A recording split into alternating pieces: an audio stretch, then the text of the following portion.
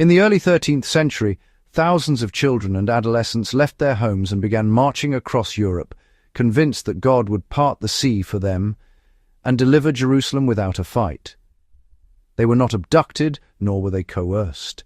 They were simply manipulated into doing something that our modern mind considers to be bordering on lunacy, but to them seemed normal. That is what happens when reason is hijacked to dogma and ideology, and belief is allowed unfettered access to the collective psyche. Europe in the 13th century was a society steeped in superstition, where visions were treated as proof and silence from authority was mistaken for approval.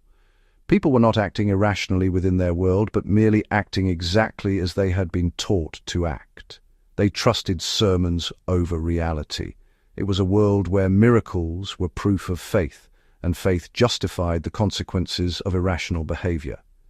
Irrationality was not even a thing back then. That is a thoroughly modern concept. This all happened pre-Enlightenment, when the religious mindset was paramount and dictated how people thought and acted. The Children's Crusade to liberate Jerusalem was an example of medieval cultish mass delusion, which would be comical if it wasn't tragic. When children decided to launch a crusade in the name of Christ, no one in power stopped them. Clergy hesitated, and rulers looked away as if nothing was happening. Their parents deferred to God. In that vacuum, rumor and imagination fused into a self-contained belief system, and what followed went well beyond religious fervor, but disappeared into the realm of mass psychological hysteria. In the year 1212, thousands of young people, mostly adolescents, not infants, abandoned their homes and began walking across Europe. They did not believe they were fleeing danger. They believed they were answering a call and that God had chosen them, and no one with the power to stop them did anything. They didn't leave in the night like runaways. They left in daylight. They walked through villages while adults watched. They crossed town squares while bells rang in their honor. This is the Children's Crusade, not a fairy tale, not a misunderstanding, not just a moment of medieval madness. It was something far more disturbing. It was a society quietly allowing belief to replace responsibility and letting the young pay the price. The point of the Children's Crusade was not symbolic protest or pilgrimage. It was direct, targeted action. The young people who left believed they were going to liberate Jerusalem and the Holy Land from the infidels without violence, through divine intervention alone, because God was guiding them as the prima agent in all human affairs. They believed this because they had been taught that the previous crusades had failed because God had withdrawn his favor from sinful adults. Knights were corrupt, kings were proud, and the clergy were greedy for wealth. The conclusion drawn by preachers and popular theology was simple and devastating. God no longer trusted grown men with his cause. Only the innocent could bring about salvation of the human race, and that meant liberating Jerusalem. It was a religious imperative. The children believed that they were different. Their age was not a weakness, quite the opposite. They were taught that innocence and purity carried spiritual power, that God listened more readily to the young, and that miracles followed faith, not force. In that worldview, marching without weapons was not naive. It was proof of worthiness. This was a job for children.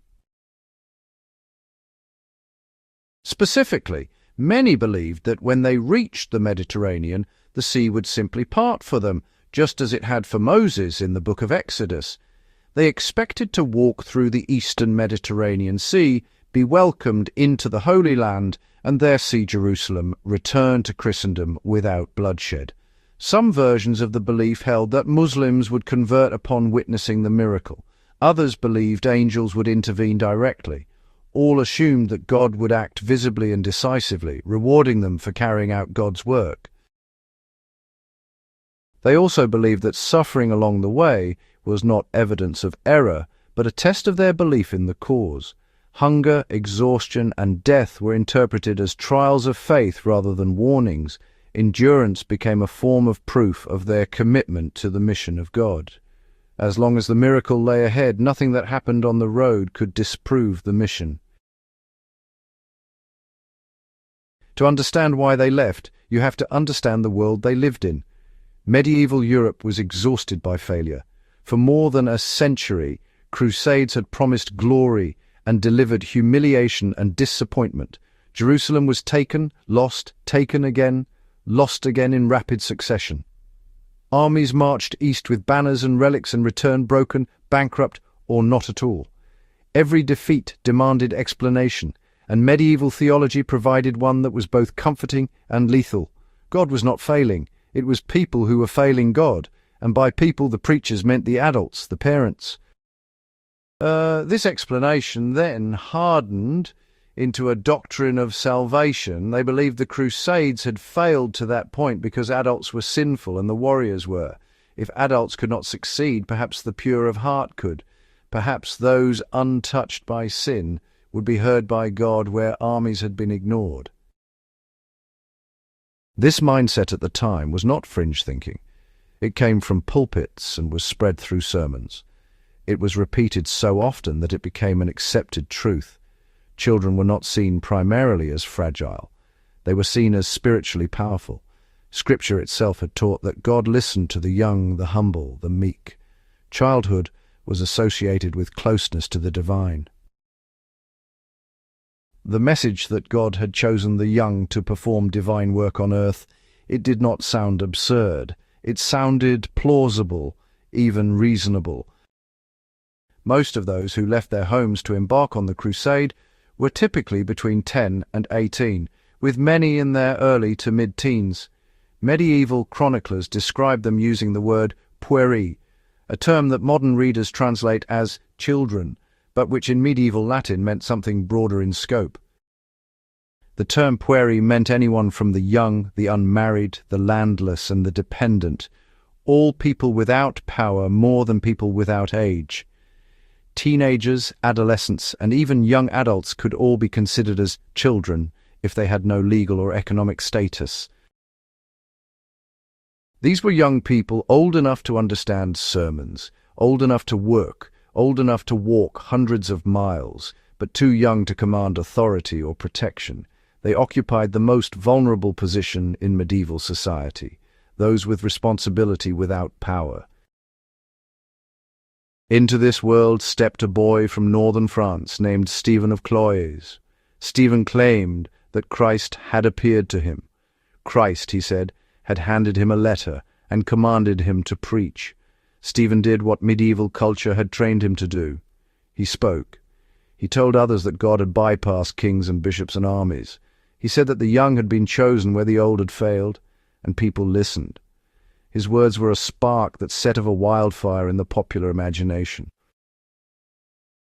Children listened first, then adolescents, then entire peer groups. Stephen moved from village to town, gathering followers as he went. The crowds grew quickly, not because they were forced, but because they were invited. Adults did not shut him down. Some may have mocked him, but enough believed him to help his message spread. Some even encouraged him. Almost no one stopped him. That silence mattered. In a medieval world, authority was loud when it disapproved. Silence was not neutral. Silence felt like consent. At roughly the same time, far to the east, another figure emerged. Nicholas of Cologne, probably a teenager himself, began preaching a similar message in the German lands. He too spoke of divine command and promised miracles. He too gathered thousands. Inspired, his followers began moving south over the Alps toward Italy and the sea, where a miracle awaited them, proof of the sanctity of their divine mission. But the Alps are not a symbolic terrain, nor a metaphor. They are cold and dangerous. Many died from snow, exposure, hunger, exhaustion in the crossing of the Alps. Medieval chroniclers mention these deaths almost casually, as if this was just an acceptable loss. Across Europe, the same pattern repeated. Young people left farms, workshops, and households. They left with friends, with siblings, with neighbors, a fellowship of the deluded. Once the groups formed, momentum took over. To stay behind was no longer just to doubt the miracle, it was to abandon your community. Those wavering felt a sense of obligation to leave and join the march to the sea. Nobody wanted to be left behind. Walking itself was integral to the mission. Every mile endured confirmed belief. Hunger became a test.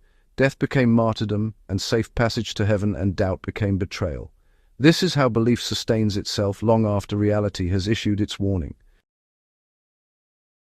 Poverty made departure easier. Many of these young people came from the lowest class of society, households with little land and fewer prospects.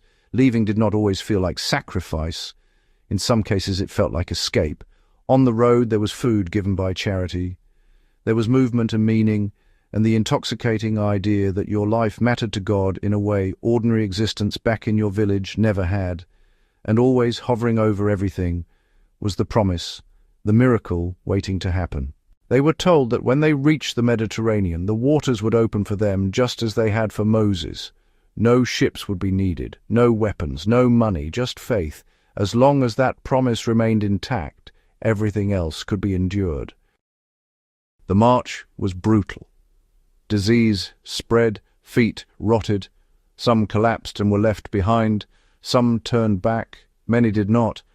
The columns thinned as walkers felt by the wayside, but they did not break. Belief carried them forward long after common sense would have stopped them. When they finally reached the Mediterranean, places like Marseille and Genoa, the moment of truth arrived. They gathered on the shoreline. They waited and they prayed and they sang, but nothing happened.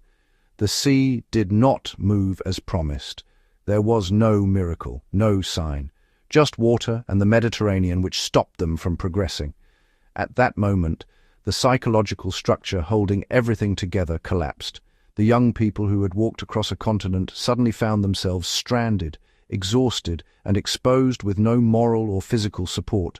Their world collapsed. This is where adults re-entered the story in force. Merchants appeared, offering help. Ships were promised, and passage to the Holy Land was discussed. Some offers were real, but many were not. Chroniclers later recorded that groups of children were loaded onto ships and never seen again, sold into slavery in North Africa and the eastern Mediterranean. The Crusade, this ended up in a terrible tragedy for many of the child pilgrims. That's what happens when people become deluded, and it a lesson for today. What matters is the pattern. When belief collapses, exploitation rushes in to fill the vacuum. Young people with no protection, no resources, and no authority become easy targets. The world that had praised their faith now turned away. There was no reckoning. No admission of failure and no apology that adults had failed conspired in the madness. Because the Church had made no official crusade proclamation, it accepted no official responsibility. The institution distanced itself with careful language, and chroniclers of the age airbrushed out the truth of the sad, sorry affair. Numbers shrank while deaths became disappearances. History was quietly rewritten. The children's crusade slowly faded into legend, whitewashed of its horror and padded with romance. Centuries later it became just a crazy thing those medieval people did. We in the modern world are supposed to be above such religious fundamentalism. No parent would encourage their sons and daughters to embark on such a dangerous journey or even be allowed to by social services. But the reality is harder and far more uncomfortable.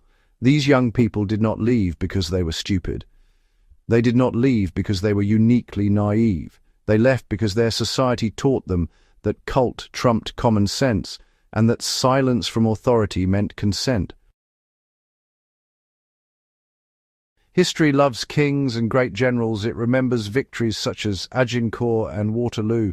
It canonizes popes and commanders, but it rarely pauses over the young victims of a cult who died because adults confused belief with leadership and encouraged them to embark on a foolhardy and dangerous mission to save their souls.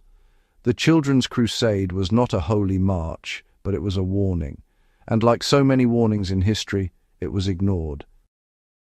The question we must ask ourselves is not, could this sort of weird cultish behavior happen again in our time, in our society, with our so-called rational mindset. But is it already happening in another guise? Are we blind to it and in a state of denial? Please leave a comment.